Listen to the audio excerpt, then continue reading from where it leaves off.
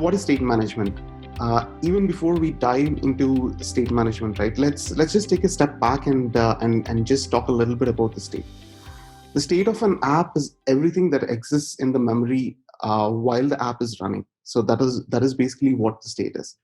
And Flutter being declarative, and you have heard Anurag mention in his previous session that everything in Flutter is a widget. And every widget has a state. So state is what builds the widget. So Flutter looks at the state and builds the widget. Like let's just take a simple use case for this. Like we all use all sorts of apps, and sometimes you go to your settings and then you flip a button and then that's it. What you're basically doing is you're changing the state.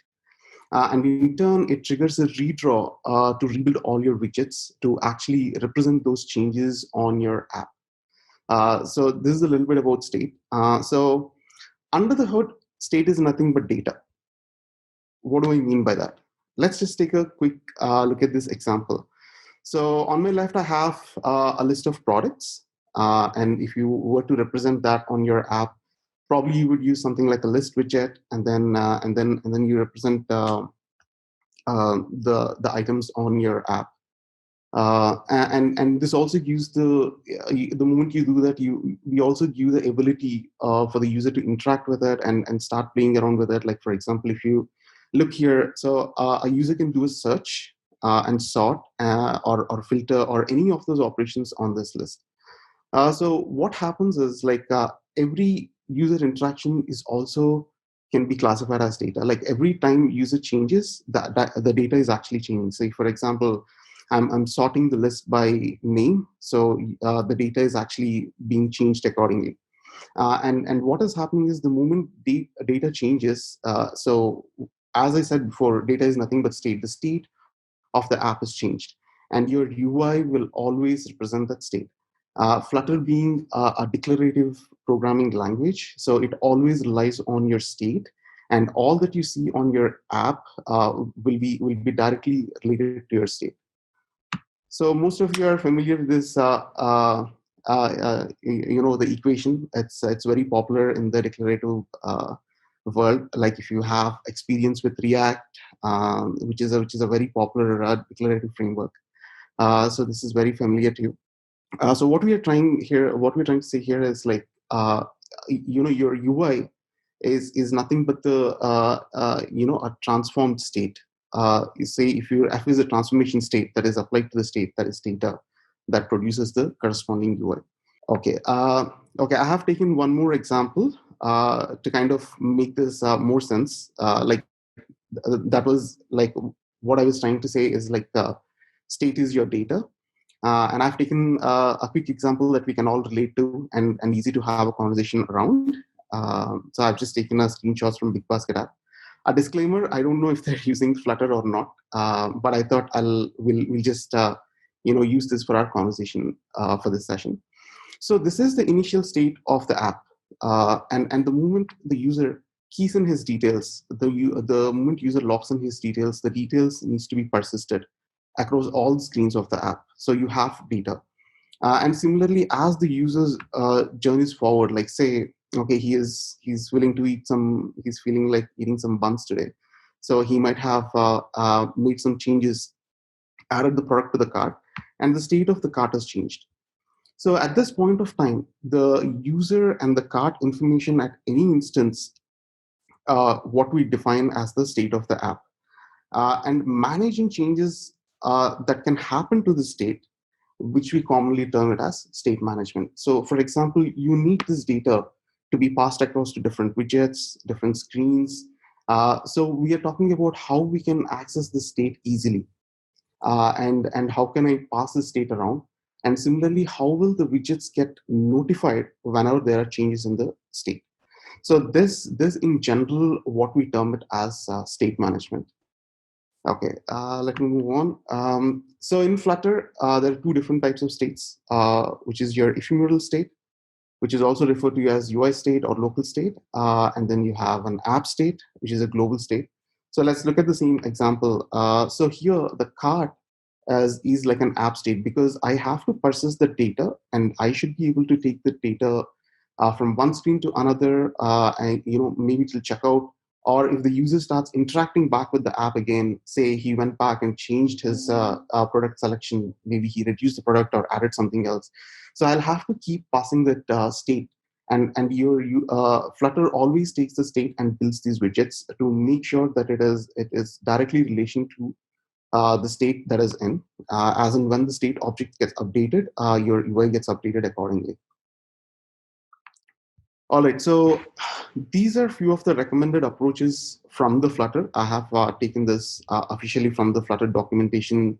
Set state is by default comes out of the box with Flutter, and there is block, very popular framework, Redux, Mobx.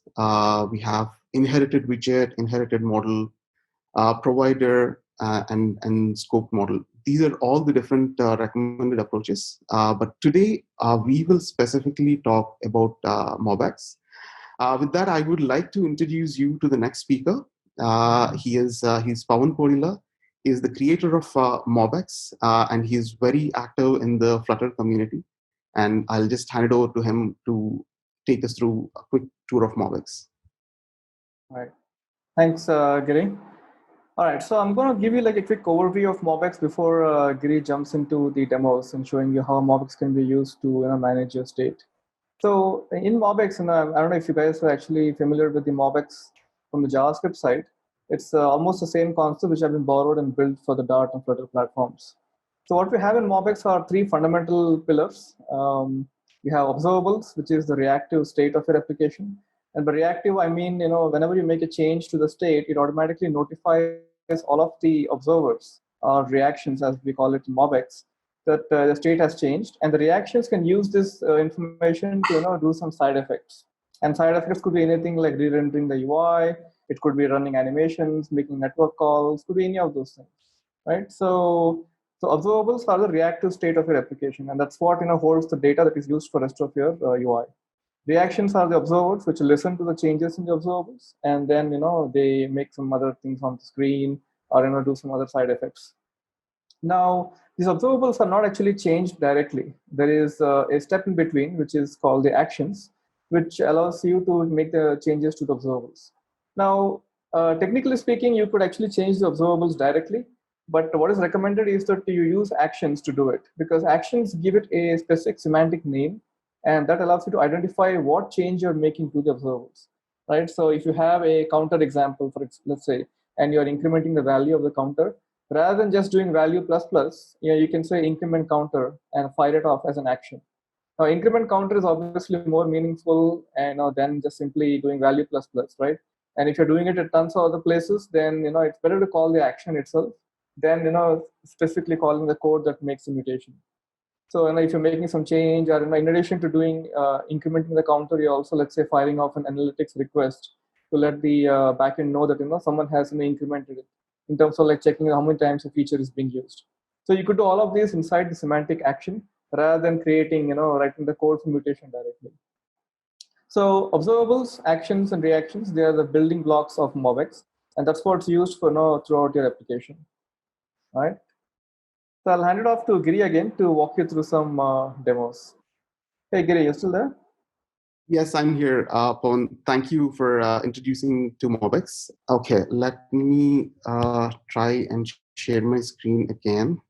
Okay, all right. I am ready to go. If you're all able to see my screen, Pawan, are you able to see my screen? Yep, we can see it now.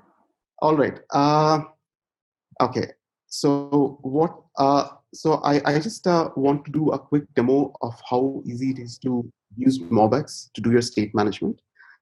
So I have a very simple app here, which you can probably look at it like a counter app. So what I'm intending to do is, whenever I tap on a dice, any of this die. So my intention is to randomly update the dice, like how you normally, do it in your game. Like you play a game, you roll the dice, and there is a random number. So I just want to try and implement that using Flutter and Mobx, and that is what I'm going to walk you through today.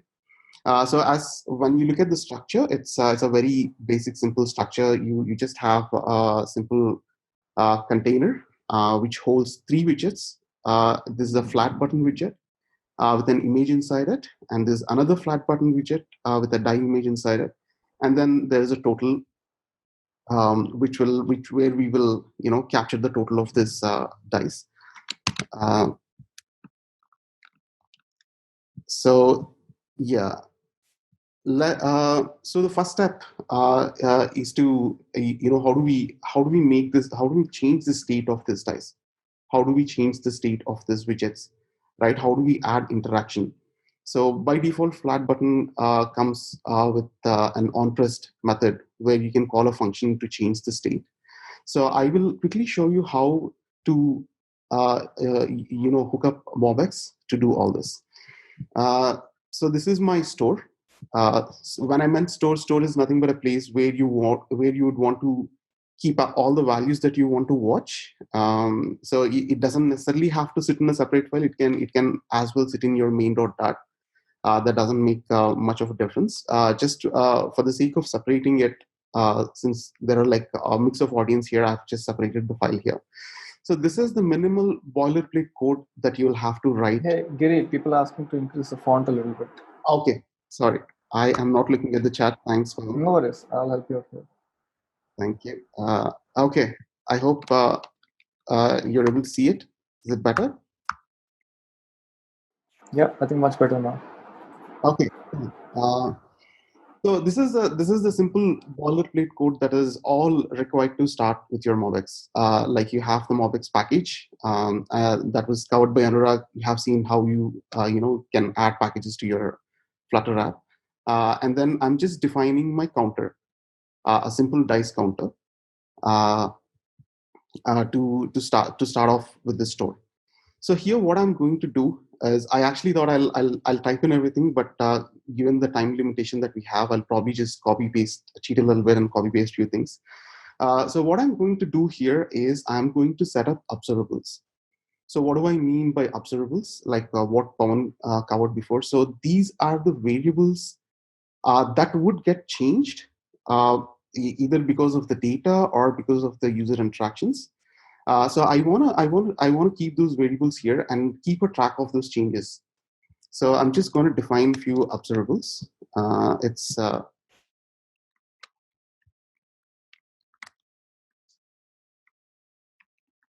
So these are my 2 observables. So it is showing me a red squiggly line because it needs because I'm using a random. I need a math library.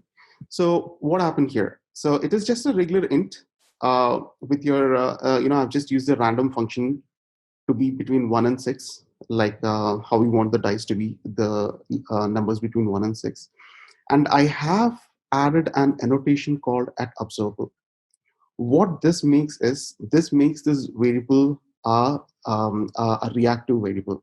Like every changes will be tracked, and whoever is using this variable, whatever widget or screen is using this variable, will get notified every time there is a change in this variable. So let's go back to the main.dart and hook these up. So to do that, what we have to do is, first you import your counter. I have imported my store, and I'm simply instantiating it. Okay, and I will go down and add it here.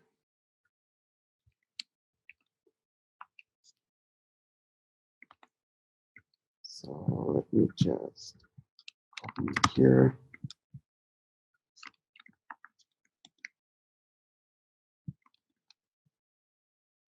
All right. Okay.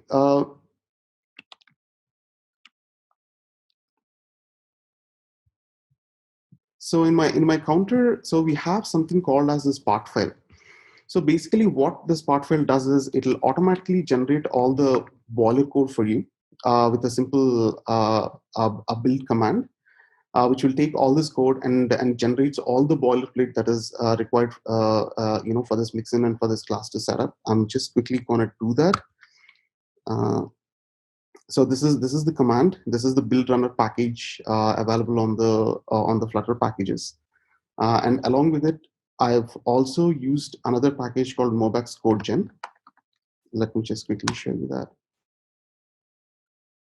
So I have the build runner, which is a Flutter package, and the Mobx CodeGen, which is from the Mobx library. So I'm using a combination of this to build my Dart file.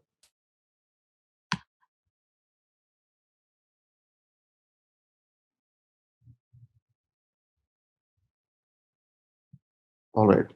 So I'm just going to do a code restart. Okay.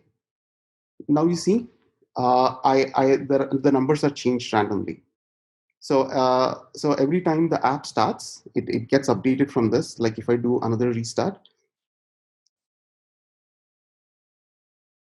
so okay, so the state of the widget is actually getting changed. I have not added any interaction, but we have made that link where the state of the widget is getting changed every time I restart. So it means that things are up and running. So but that was not my intention. I wanted to do this on a tap of the dice. For this, what I'm going to do is I'm going to add a simple action. So action is nothing but a simple function that you can use to manipulate these observables. So so if you look at here, I have added an action called roll. In this, whenever this action is called, what I'm saying is like, go ahead and randomly update my left and right observables. So whenever the action roll happens, the observables left and right gets automatically updated. So I'm just going to add this to my main.dat. So since I was doing the build in the watch mode, so every change I do in the store, it'll automatically add the changes to the part file.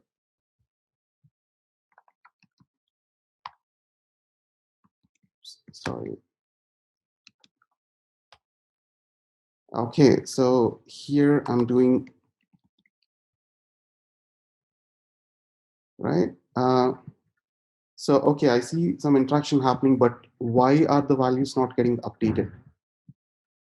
The reason is when your values are changing, it is notifying, and my mate widget is actually using them. But to actually receive that notifications, we need what is called as an observer. So wherever I want to receive the notifications whenever the value is changed, I will wrap them in an observer, which comes as part of the Mobx. So what is this? This is a simple builder function.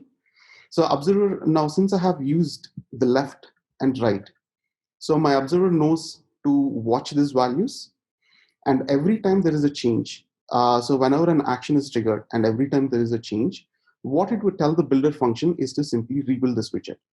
Okay, let's see this in action. Hopefully I don't need to. I want to make a quick comment over here. So notice that you're not doing any special wiring or subscriptions or handling a notification as such. You're simply reading a observable value or a reactive value. And the fact that you're reading inside a builder function is enough of a cue or a hint for Mobx to start tracking it and also rebuild the widget for you automatically. Right. So in most of the frameworks, this has to be done with an explicit subscription of some sort. Whereas all those things are like completely automatic for you over here. That's it. So I'm hooked up. So as you can, I hope you can see my screen. So as and when I'm changing, like I am clicking on the left die, and my left eye is changing, and similarly I'm changing the right eye. Like if I do on the right, the same happens. So it is as simple as that to set up your store and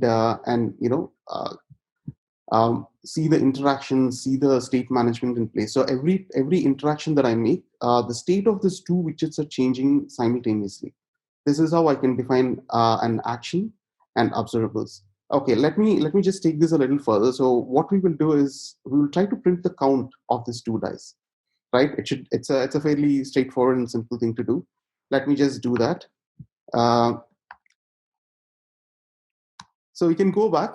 So so simply all we need is another observable, right? So I'm just taking another observable. I'm calling it as total. And I'm defining it as 0 as an initial value. And what I want to do is every time there is an action, every time there is a tap on the dice, I want to print the count of the total of left and right. As simple as that. And I will hook this up to the text widget. So I have a simple uh, text widget. So here is the total. So what I would want to do is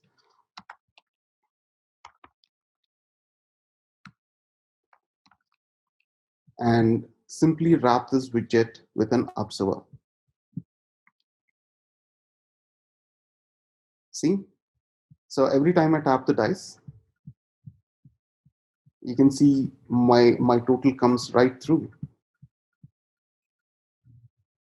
Okay, so let me just quickly restart and show you a small scenario.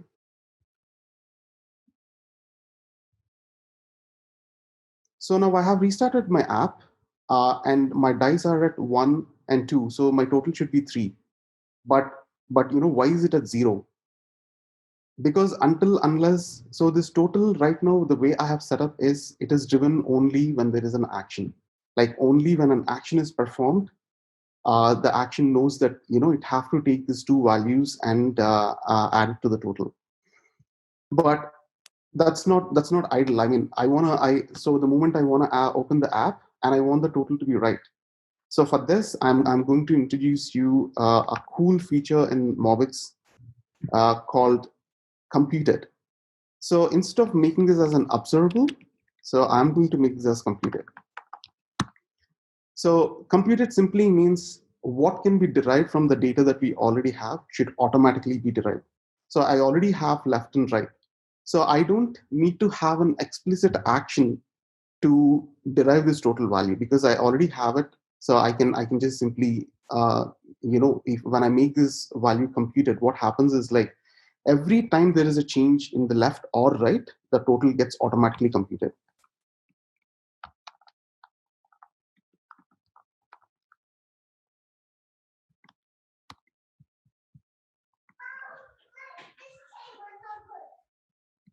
So this also keeps my action extremely clean because so all my interactions are only happening on these two widgets. Like I'm at any point of time, my interaction is only on these two widgets, and So Giri, there was a question on how is debugging. Right now, I think you are already in debugging, so you might want to put a breakpoint and show them.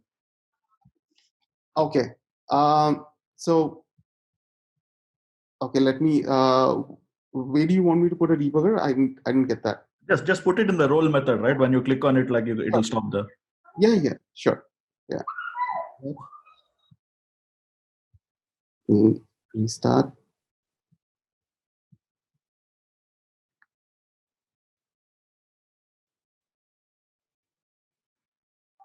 Just click on the line. Yeah, so it stopped on there.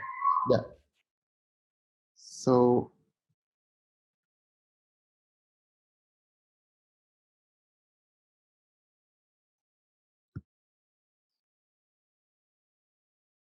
Click on continue, and it will just go. Yeah. yeah. So you can the left value is updated and the right values are dynamically changed. And I can even put a debugger here. So now you can see without me having this total explicitly being called in role, my total is like automatically updated. So now let's go back to the same scenario. Like let me restart my app. And you can see the total automatically gets computed because it knows that there is a value in left and right and total have to be computed. So a much more realistic use case would be like we would have done this so many times, like you are reading the data and then you get first name and last name, and you'll have to take that first name and then last name, the two keys, and add it.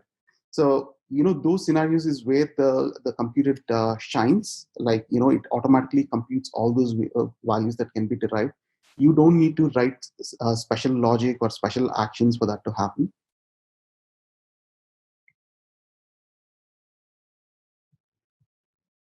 So Yeah.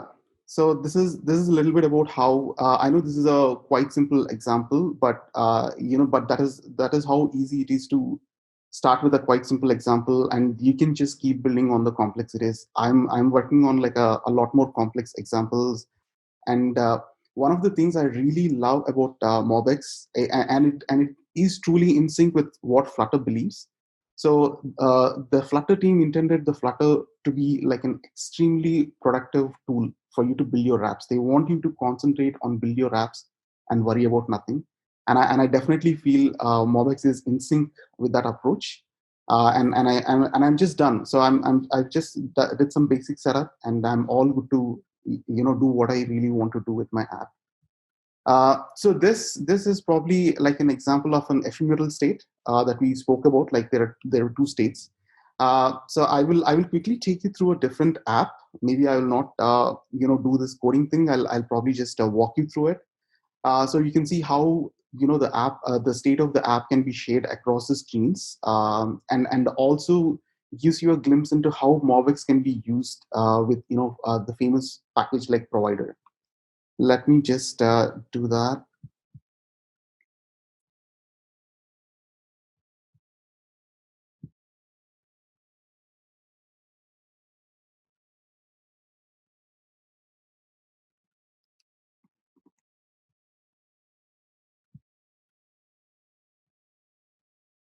Give it some time, guys. It's just gonna launch.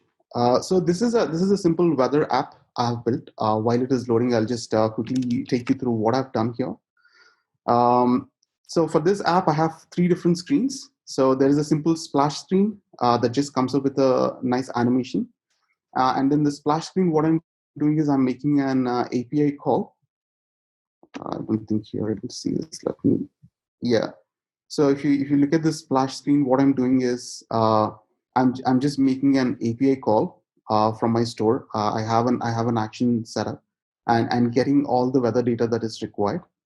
And I'm also storing the latitude and longitude that is received, and I'm persisting across the app and passing that around to different screens to get the relevant data.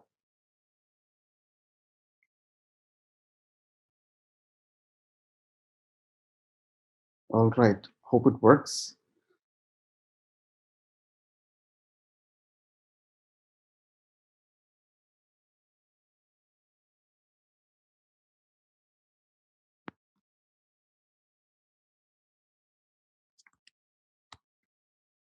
So that is a quick splash screen, and then it went off into my weather screen. So here I'm just passing the data around. Like if I show you my main.dat, so I'm using a provider package as well to pass my weather store. What similarly the example what I've shown, I've set up a weather store. Let me just maybe just give you a quick walkthrough of that. So here I have two observables, my latitude and longitude, and one more observable. So there is no limitation for your observables. Observables can be anything, like your double, in, map, list. Anything can be an observable. The moment you annotate it with an observable, it keeps track of changes and it notifies the observers across the app that is using it. And I have a simple action, which is to get. I'm using a location service to get the latitude and longitude. And I've used the Weather API app, which is a free API available, for us to play around to get the actual data. And I've also created a simple, API helper. Like I know somebody was asking question like, how can we access APIs? So there is a simple HTTP package, and I'm just passing in the URL for the weather app, and I get the data.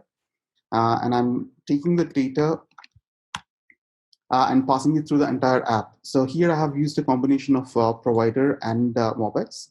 Uh, so this is how I wrapped up my app with an observer. So every time there is a change in the data, the widgets and the screens will automatically get updated with your latest latitude and longitude. Thank you.